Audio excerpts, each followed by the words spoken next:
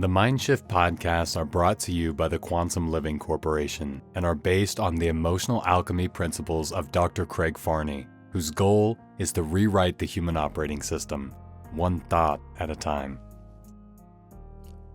Welcome to Mind Shift with the Emotional Alchemist, where transformation begins from the inside out.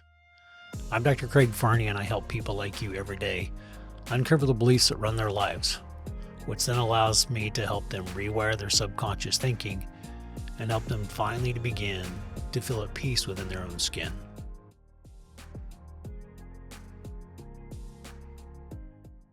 Welcome back to another episode of Mind Shift with me, Dr. Craig Farney, your emotional alchemist. Today I have another special guest, Tobias Conrady. And The interesting thing about him is he works for Conrady Insurance, and you'd think that would be a family business, but it's not. It's spelled a little different, isn't it? That's right. Yeah. My last name ends with a Y. Their last name ends with an E. Right. Pronounced exactly the same, though. Right. So give me a quick overview. You and I have talked before, but how did you get to Conrady Insurance? And give me a little background. So I got to Conrady Insurance because I come up really in the construction field, went to the Air Force for a while, came back, did more construction stuff. Mm-hmm. Ultimately, my wife ended up working for them. She's the director of accounting there. Okay. And so they sort of a specialty of the agency is more hospitals, school districts, things like that, municipalities, a little bit more institutional. Right. But the insurance industry, the carriers in particular, really want to see more artisan contractors and things like that. They want a better mix in the agencies. And getting to know them a little bit, they were sort of interested in my background being able to be applicable to the insurance world. And so that's how I ended up over there. And you've been doing it how long? I actually just passed my 1 year mark earlier this week, or I guess last week. Right. Yeah. So not very long. Yeah. But it's one of those things where how many people really spend much time with insurance? So, if you're in insurance every day for even a year, I know more than most. Yeah. So not to say that I know everything or enough, but I have access to people that have been in the industry for 30 plus years, so I can get my answers or get my questions answered pretty quickly. Yeah. Well, and like the conversation Chris and he was talking about, just how you go above and beyond is an amazing thing, because you do stuff that has nothing to do with your actual work itself, but that speaks to your character. So yeah. One of the things that you and I talked about, and we talked about turning this into a podcast, was the discussion of pessimism versus optimism. And we talked about, especially in relationship to family, and how some of the things I've talked about on the podcast is how our parents influence our mindset, our view of the world. So tell me a little bit about your story and where you sit. Optimism versus pessimism, and how you see maybe some of your siblings and your parents. So I would say, for me, I think I'm more of an optimist than a pessimist. And I guess we could quibble about that depending on who you ask. But generally speaking, I try to have a positive outlook. I think generally that things are going to work out. Right. If we continue to work hard, we continue to do the things that we should be doing, things are generally going to be okay, even if they don't necessarily turn out the way we had anticipated them turning out. That doesn't mean that they were bad. Right. So if you have a goal and you don't quite attain the goal, that doesn't mean you failed necessarily. And maybe that is more about not being optimistic or pessimistic, but sort of having a realistic expectation. Right. So, and I think that matters, though. If you can manage expectations appropriately, then that overlays with your worldview a little bit better, maybe. But if you're sort of idealistic, it's hard to be optimistic. That's an interesting perspective, because it's funny, because sometimes you'll hear people that you would maybe consider pessimistic. They go, well, I'm not pessimistic, I'm just realistic. Yeah. I'm like, is that really the case? Or like you said, are you really more idealistic and it hasn't matched up to your idealism? Right. That's an interesting perspective. So have you always been that way? Did you kind of learn that? Well, for me, I think it came naturally. I've always been pretty happy-go-lucky and sort of I'm willing to work, but also I'm okay. Right. I have what I need at the end of the day. I'm okay. Right. And so I guess I have an easy time of being able to appreciate the things that I do have, Right. and you know, like it or not, everybody's sort of comparing themselves. Right. Even though we shouldn't do those things, everybody's doing it, Right. whether they are verbalizing it or not. They're doing it, Right. and so I have I guess an easier time to be okay with that. Right. Not to say that those things don't motivate me or upset me from time to time, but I think if the more you can use it as motivation versus, you know, feeling bad about it and staying down about it, that's okay. Right. But no, I mean, I think and we talked a little bit about this earlier, but my father is pretty easygoing as well. Right. And he's kind of like, it's going to be okay. Like Right. we're okay. We have what we need. Right. And you know, he's like, you know, he's a smart person, but he's Right. not necessarily an educated person. Right. And was in aircraft industry, which you might expect being from Wichita, for like 42 years. Right. You know, and he retired, and you know, so he's never like, you know, I guess accomplished things that the world might recognize as Right. an accomplishment. Right. But he's okay. He's like Right. a happy guy. Right. And that was really what I saw be modeled for me. Right. Was that he had a pretty good life, even if somebody else maybe wouldn't have estimated it that way. Right. You know, in his estimation, life's good. Right. And so I think that was where that come from for me. Okay. Conversely, my mom is more of I want things this way. Right. And if they aren't that way, I'm not very happy. Because this is what I want. This is what I expect. Right. And so that sort of manifested it, I would say, most in like things that she could control. Right. So like, how clean was our house? How were we as you know, young boys, were we clean? Were our clothes tidy? Were they well kept? Were they wrinkle free? Right. Those are the kind of things that mom could control. Right. And so she did. Okay. And that gives her that's her happy place, is I can clean this, I can iron that, I can wash that, I can, and that's great. Like I grew up in a house that was so clean that it was hard for me to go other places where maybe it wasn't as clean. Okay. But in hindsight, I recognize what that is, which is like her exerting control over the things she could control. Right. Because again, my mom, not unlike my dad, right? They were young when they got married, had children very young, so not highly educated, and sort of had to take the jobs that they could get based on their willingness to work hard. Right. And to their credit, they did. They took care of us. We had all the things we needed, maybe not all the things we wanted, but I would still say we had most of the things we wanted. Right. But they're definitely a different personality, a different outlook on life, whereas mom is a little bit harder on everything. Right. And, you know, work. Even after it's done, work for the next thing. Yeah. What's the next thing that we need to do? And there was never sort of let's appreciate what we did. Let's enjoy this for a day or two or a weekend, or, right. You know, it was always what's the next thing. Right. And I think she learned that from her father. Right. And so has its advantages for sure. I mean, it is definitely a sword that cuts both ways, because we were always very tidy. Right. You know, we were always well kept. We knew how to work. Right. Because mom really taught us that. And then, but the flip side was that, well, you didn't get the other thing, right?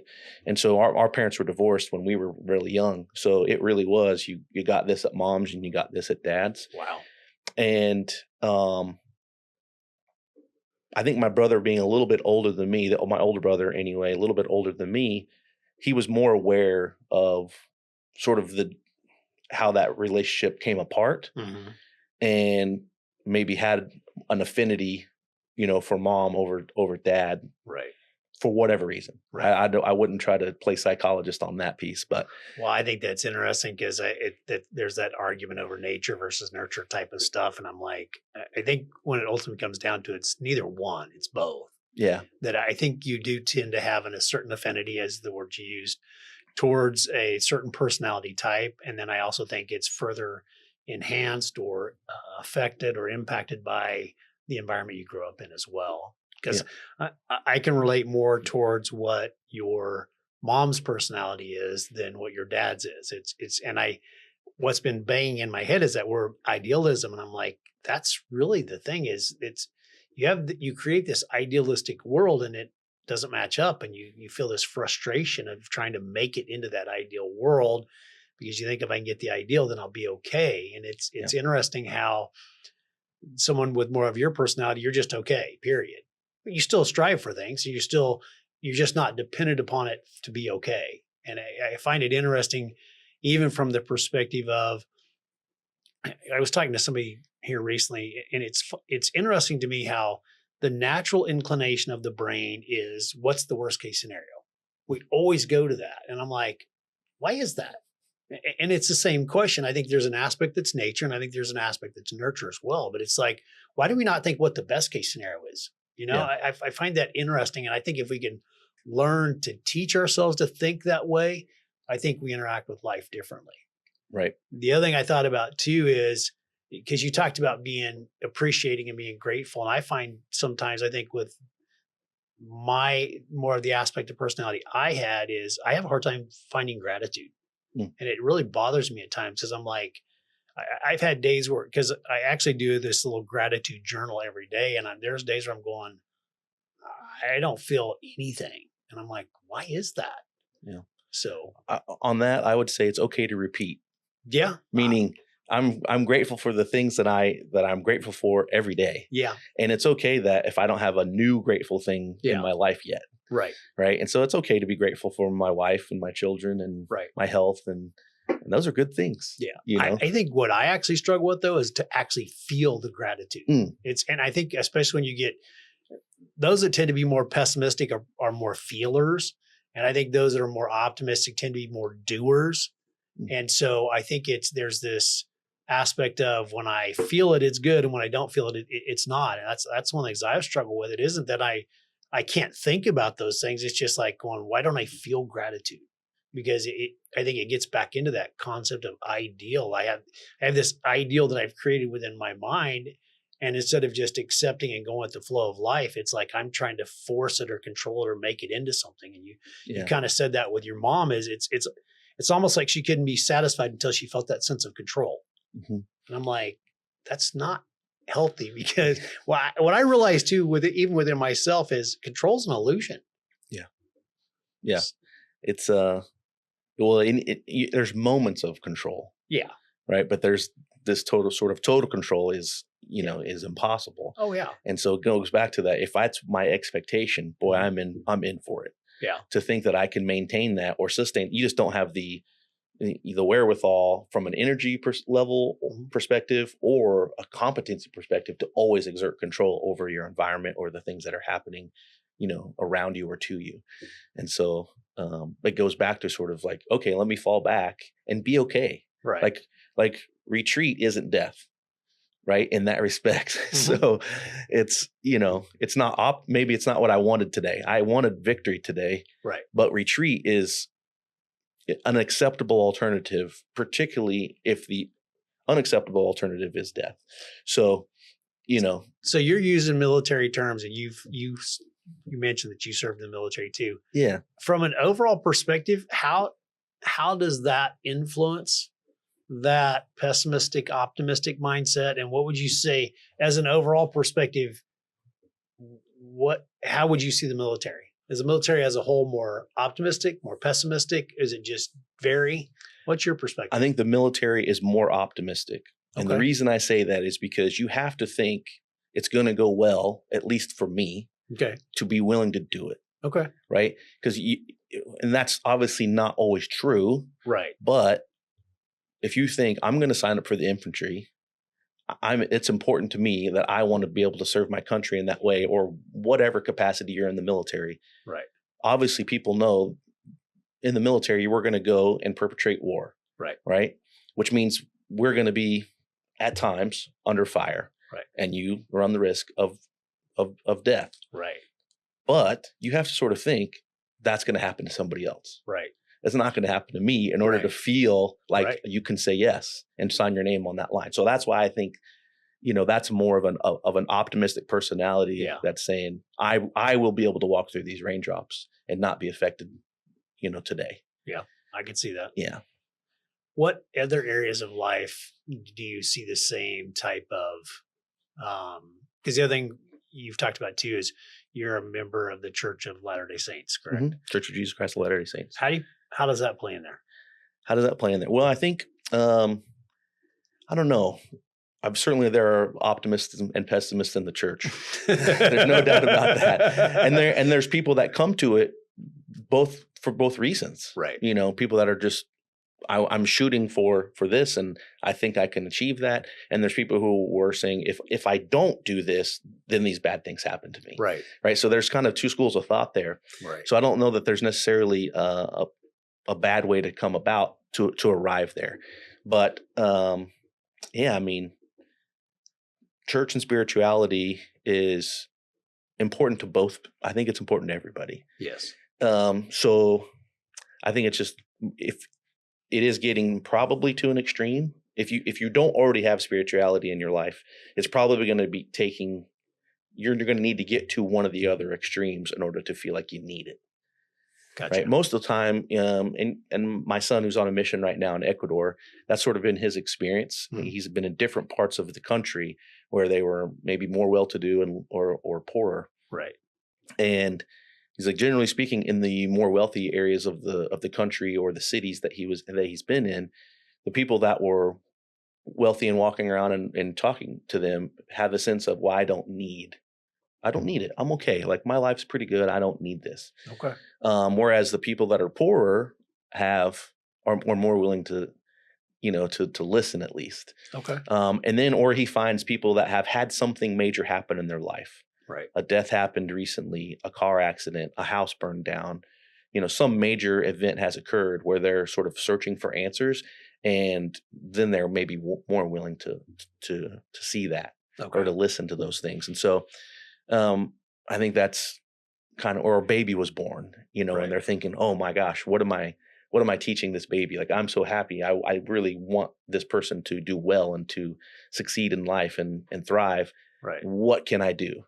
Right. And so they're looking for answers for a different reason, And so, I don't know that there's necessarily one or the other on that. I think it's true across the board. If you're optimistic or pessimistic, at some point in time, you're going to be searching for answers that really only spirituality can give you, because they just aren't concrete in the way that we would think about them from a science perspective. Right. Would you see it from a fear versus faith type of aspect, that the optimists are more faithful, not faithful from a spiritual perspective, but they have more faith in the outcome, whereas a pessimist has more fear of what's going to happen and they're trying to avoid it? I think that's true. I think that's a safe way to say that. I think it is probably individual, but I think if you are sort of trying to categorize a little bit, mm-hmm. that would be the way I would categorize it as well. Well, I think it's I find in human interaction, we like to put people in categories because then we know how to deal with them. Yeah. And there is no, you're going to have a million trillion boxes because there's, uniqueness to all of them. But so tell me how you've seen this optimistic versus pessimistic mindset play out between you and your siblings. What do you see different in where you're at, where they're at? Yeah. So I think, so we talked a little obviously about the optimistic piece, we talked about the pessimistic piece, I should say, cutting both ways and sort of it being, a motivator and you get things done, but it also maybe makes it harder to be happy on a day-to-day basis. Right. For me, I think it's the same, right? There are advantages and there are disadvantages to my personality and the way I walk through the world. I have a little bit easier time being happy and being grateful and sort of having a good time. Right. And being able to set things aside that I don't have solutions for yet. Okay. And being able to say, okay, I don't have a solution for that. It's important, but it's not as important as having fun with my family right now. Right. So I can set that aside and enjoy my family for an evening of board games or on a holiday or whatever. Gotcha. And then I can come back to that. Okay. Right. But there are times where I'm a little bit slow maybe to come back to it. Okay. Or I could have done something more effectively if I'd worked a little bit harder at it, but I was like, it'll be okay. Right. Good is good enough. Right. There's a little bit of that aspect to this personality type. And so my wife would definitely say, there's some opportunities that you've missed. I have, and I'm certain my brothers would say that. Right. And that's okay. Like as I am getting older, I understand that. Right. Which is good because now I can see, okay, maybe I should take their advice or their direction a little bit more in regard to something in particular. I think you should spend more time on this right now. Right. Versus when I was 25, nobody could tell me that. I'm like, whatever. You just don't get it. Look, I'm happy. You're obviously unhappy. Right. Who's doing it right? Kind of a thing. Right. And so that was sort of my attitude about it. But so again, advantages and disadvantages. So I have an easier time doing those things. My brothers are sort of, again, want to do everything really, really well. Right. Want to have control over as much as they possibly can have control over. Right. And that has served them well. Like they are, effective, competent adults who take care of their families and things are good. Right. But there are times where they're not happy all the time. Right. And so, and their wives will, sort of share that with me from time to time. So since you brought up wife, what's your wife like? Is she more like you or is she a little more like your siblings? She was more like my siblings for sure. Right. And I wonder if that's not See, I think how it goes. I think so, because I think the biggest challenge for all of us is we tend to go to extremes. Mm-hmm. Whatever we are, we tend to go to the extreme of that. And I think that's really ultimately what marriage is about, is finding that balance place, finding somebody that balances you out, that they go to the other extreme and you can kind of find that place in the middle. Right. And so, because my wife and I are the same way. My wife tends to be more that optimistic personality like you. And sometimes I'm like, just shut up. I don't want to hear it. Yeah. And yet I get that too. So, So how do you guys balance that out? What do you do to help each other out? Well, I would say sort of traditionally, at least on TV, right? It's depicted that sort of mom is caring and loving and in the nurture and all those kind of things. And my wife is certainly those things. Right. And dad is the rule giver. Right. Right. I would say in our family, it's the opposite. Mom is definitely the rule giver. Everybody's afraid of mom. Those kind of things, because they understand mom has these standards. She has these expectations. Right. And if you run afoul of those, there are consequences for those. Right. And she doles them out every time without remorse. Right. And without exception. Like there is no little bit for this person, a little bit for that person, and a lot for this other person. Right. Right. So they understand that the consequences are certain. Right. And so, that's, of course, is for me, they're like, let's talk about it. I'm going to talk to you about it, and let's understand why this is what is important to mom and I for you. And then maybe that's it. Right. We just have a conversation about it. I feel like we've got to an understanding, and then we'll see. Right. But, I'm more of that sort of, let's talk about it and let it go. Yeah. Versus no, this is what's happening. It's done. And so, but, and I wasn't always good at this, but I've gotten better at, whenever she is going to, all right, we're going to sit down and talk to whichever child it has been that has run afoul of one of the rules. Right. You have to be there and you have to say what I say, kind of a thing. Right.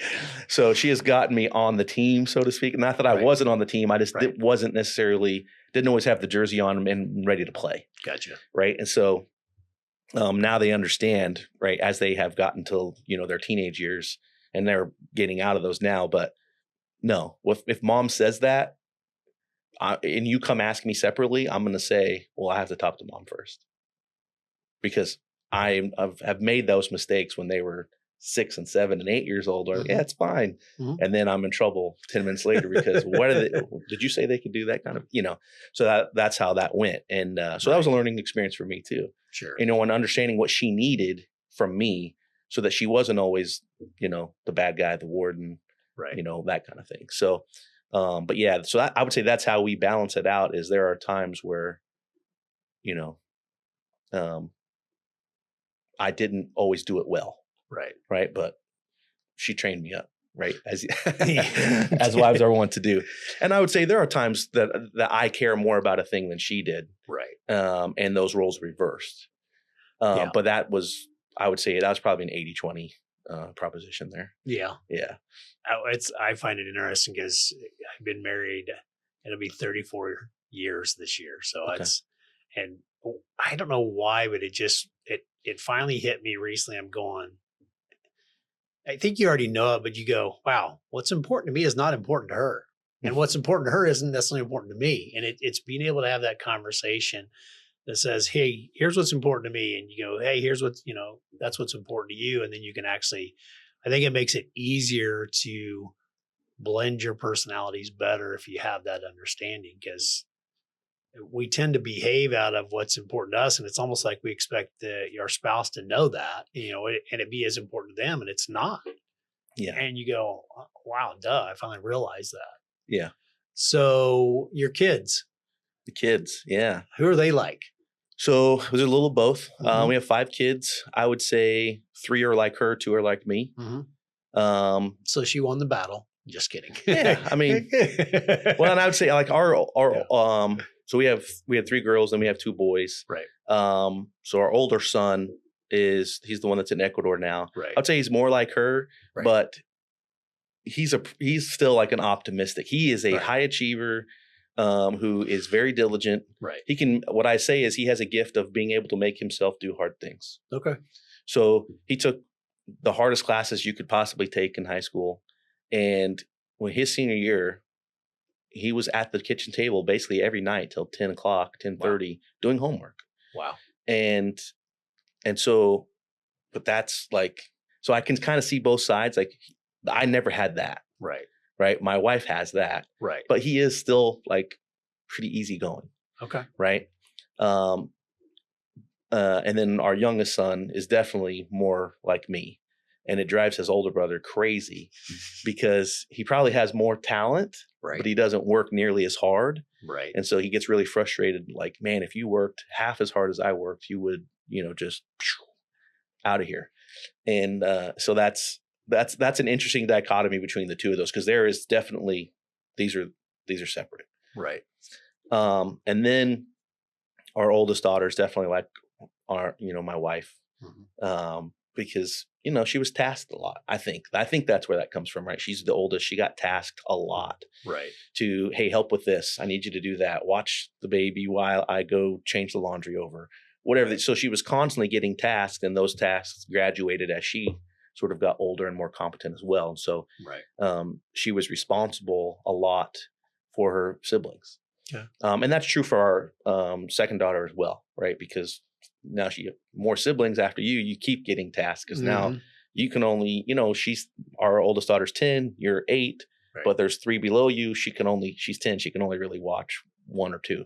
Right. So we need you to help too. So they get, and if our oldest daughter was gone, well, now you're it. You're kind of the captain. So you get tasked differently. Those first 2 definitely got tasked differently. Right. And then we have our youngest daughter, who's actually in the middle. So number 3 of 5. She's more like me as well. And I think that's because she had 2 older sisters. She didn't get tasked as much. Right. She didn't get, she was sort of, and there was a little bit of a gap between her and our oldest son as well. Bigger gap there. So she was kind of the baby for a while, not that she would remember that so much, but I think it's still just as shaping her personality, whether she recognized it or not, or could remember it. See, I think that is a much bigger deal than most people realize. Your formative years from 0 to 5 or 0 to 7, you have stuff that's impacting you that you don't consciously remember. Your body does, your brain does. It's interpreting experiences, and I think it creates impacts and beliefs that we don't even realize are there until you're much older, and you can kind of dig into that. Yeah, it's I find very fascinating of why we do what we do. So I want to go back to you. You contrasted your 2 boys, and you talked about how the older one is, he just does so many things, and the younger one maybe doesn't live up to his potential. Did you have any of that with yourself growing up? Oh yeah. I'm definitely like my younger son. Right. He's like me, I guess, but where,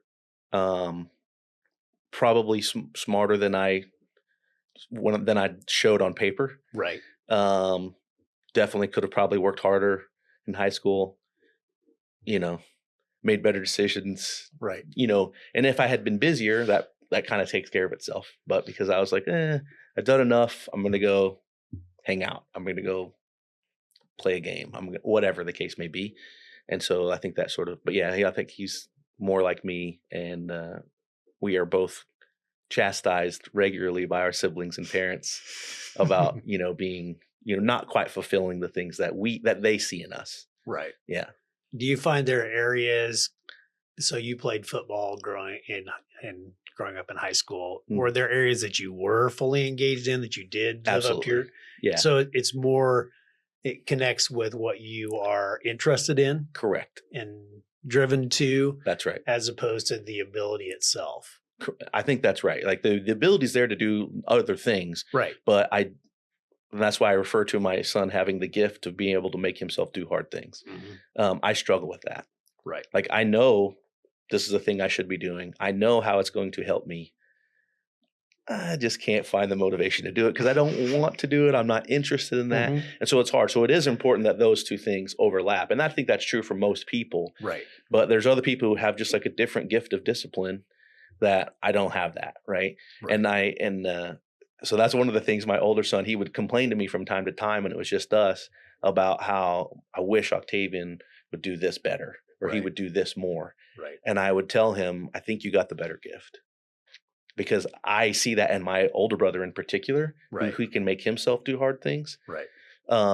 That maybe I have more talent, but I think he got the better gift because he can just sit down and grind. Right. And if I'm not interested in it, I just don't.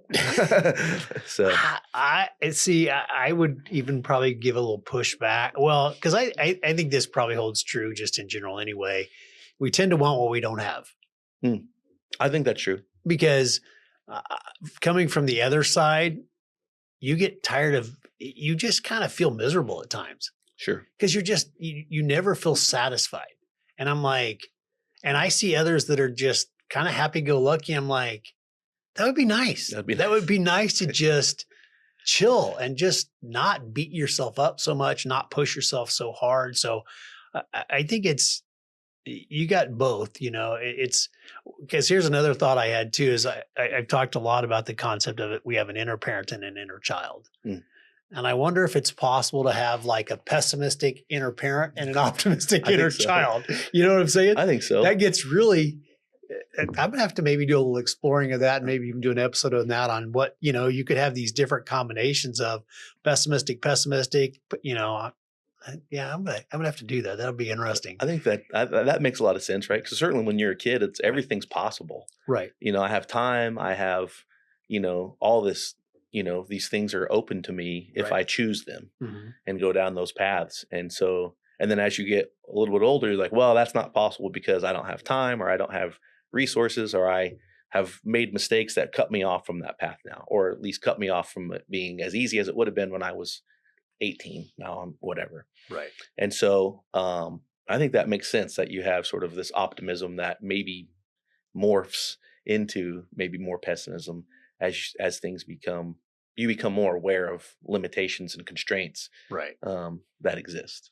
I also think there's almost kind of this yin yang aspect to it too, that the more you go extreme to pessimism, it almost drives you into optimism. And the more you go into optimism, it almost drives it. Just because I think about it this way, my favorite laboratory is golf because it will bring your mindset to the forefront all the time, every single time.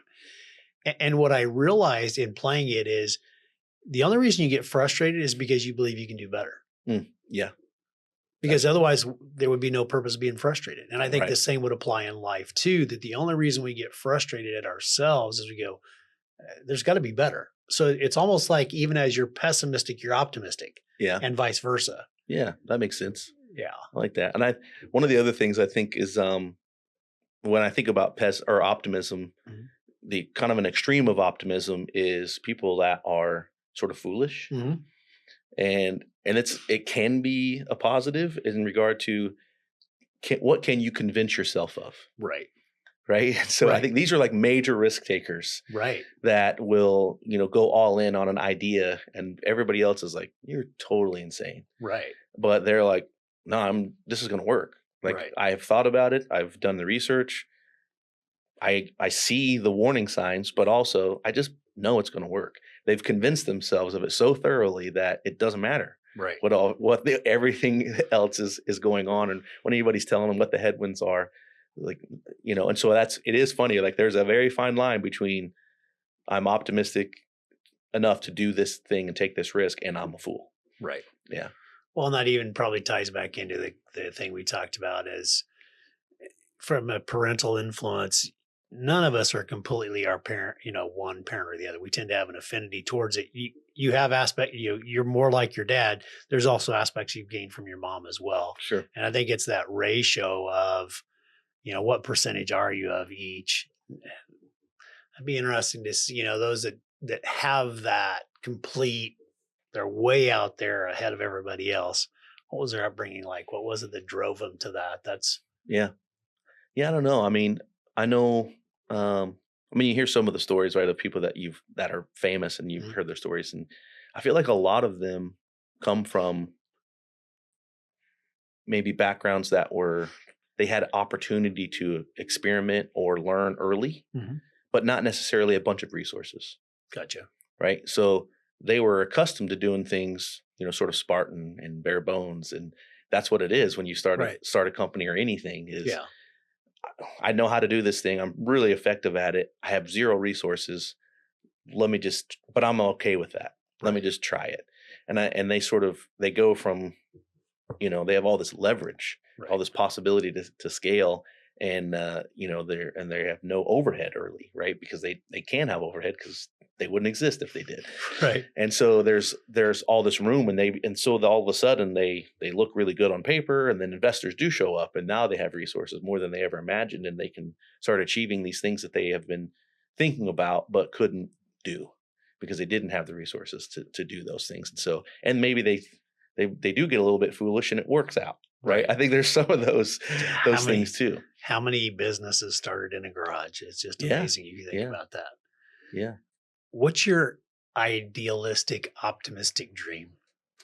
So for me, it would be, I would like to be able to retire relatively early, maybe 60. Okay. And that's very optimistic, right?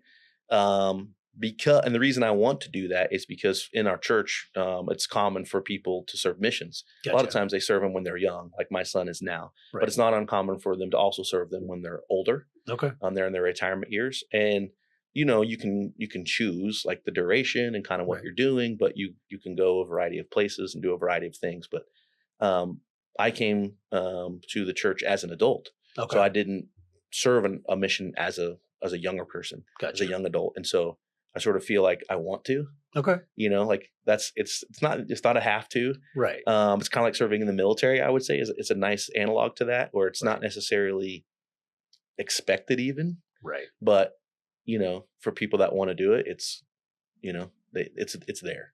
And it's a thing that for me, I'm always sort of geared towards service.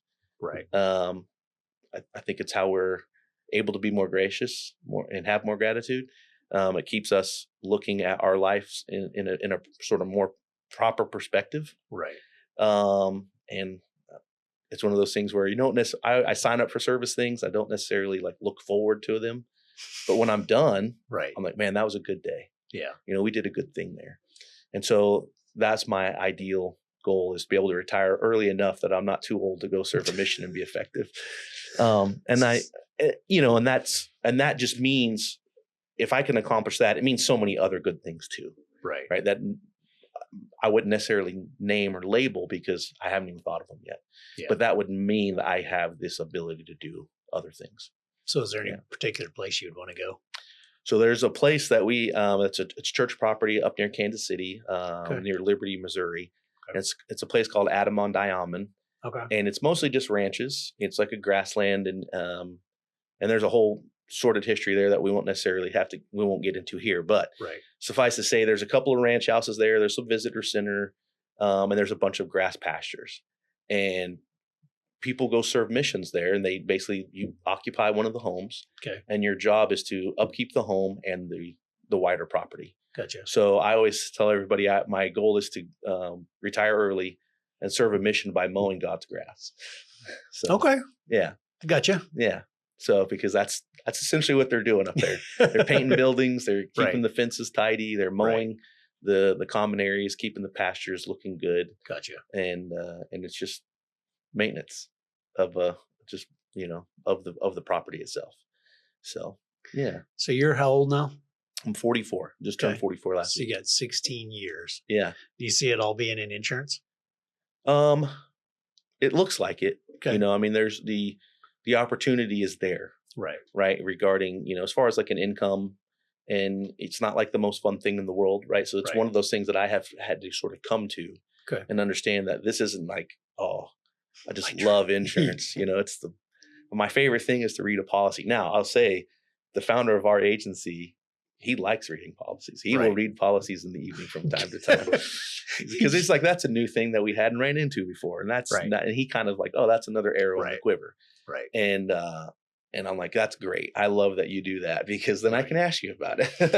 Yeah. So, but no, it's like, but yeah, I mean, the opportunity's there. I don't necessarily see a difference or a different path, at this point anyway. So.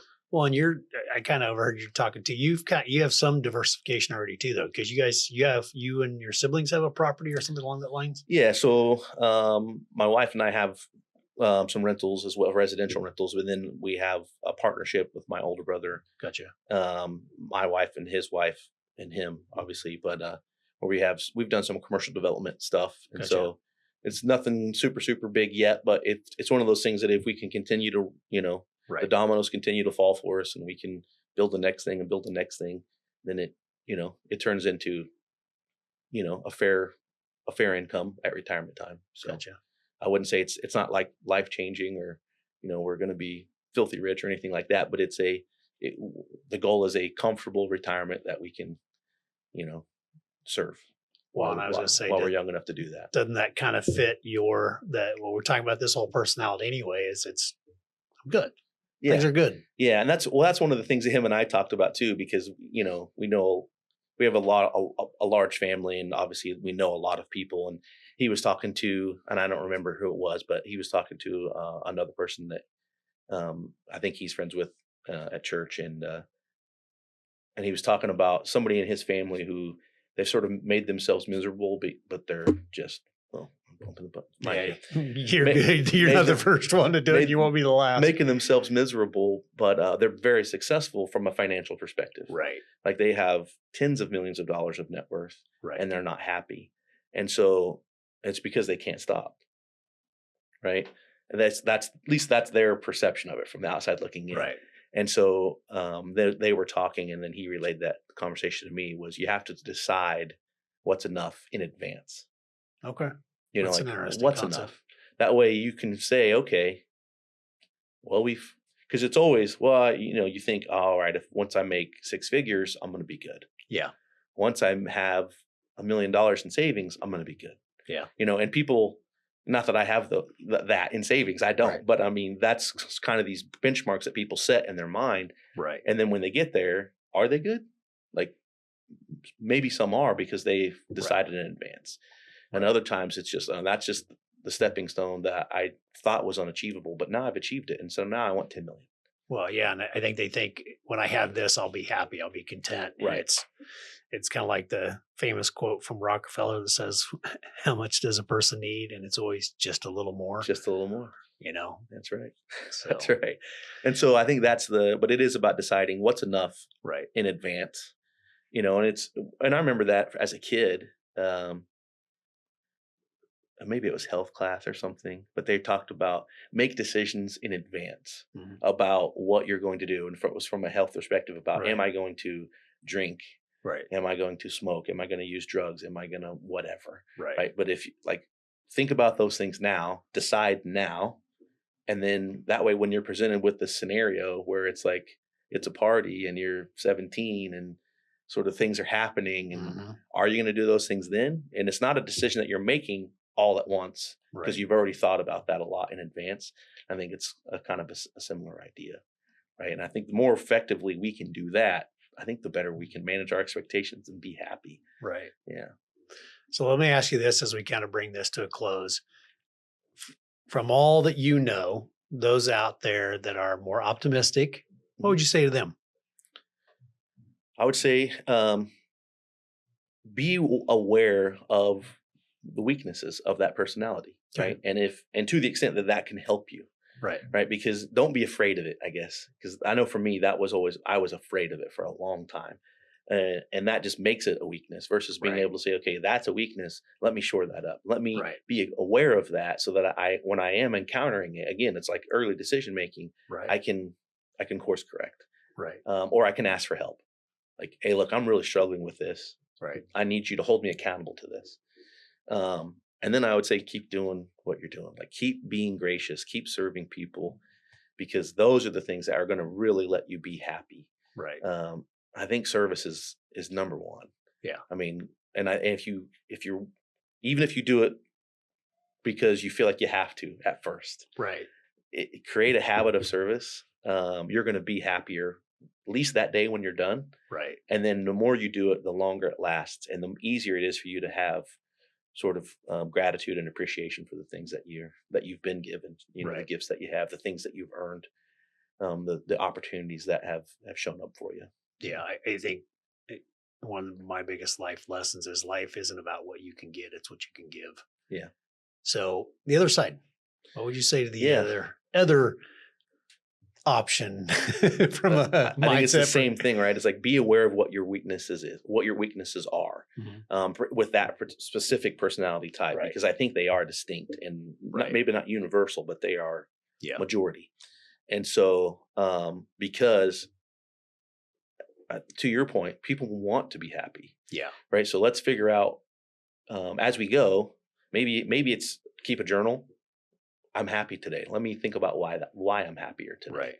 And then try to repeat those behaviors, because those are the thing. It really is about what you're doing. You can't will yourself to happiness. Like Yeah. they say, oh, if you smile more, you'll be happier. And that may be true, but I think it's because when you smile, people think you're happy. And so they react to you differently and Right. gives you a better interaction with the world. And Right. that helps. Right. Right. So but I don't think it's just because you're smiling, right? It's not, if you walked around smiling in a vacuum, it makes no difference. But I think it is about taking stock of, I had a good day today, Right. and I'm happy. Let me figure out whatever that was. Right. You know, maybe it was because you were gardening, right? Right. And then, or maybe it was because I gardened 6 weeks ago and I had tomatoes to give away to the neighbor today. And I wouldn't necessarily thought about that I wasn't thinking about it in the moment Right. that I'm happy, Right. but maybe at night before I go to bed and I'm, reading my scriptures or writing in my journal or talking with my wife or whatever it is Right. you're doing, when you're sort of taking stock of your day, that was a good day. I think that ties into what I talk about a lot is, as much as 95% of what we think, feel, and do in a day is subconscious and unconscious programming, Mm-hmm. which means more often than not, we're just existing or surviving as opposed to thriving and truly living. Yeah. So, hey, I appreciate your time. Thanks for coming in. We'll have to You do bet. it again. You want to give a quick shout out for Conrady? Yeah, sure. Conrady Insurance, we have locations in Newton and in East Wichita on East 21st Street. We do all lines of insurance, so commercial, personal lines as well, but property and casualty, life insurance, employee benefits. We have all of those things. So Okay. if it's a lot of markets, Yeah. not that you know what a market is, but it's basically who the carriers are that write your insurance for you. Right.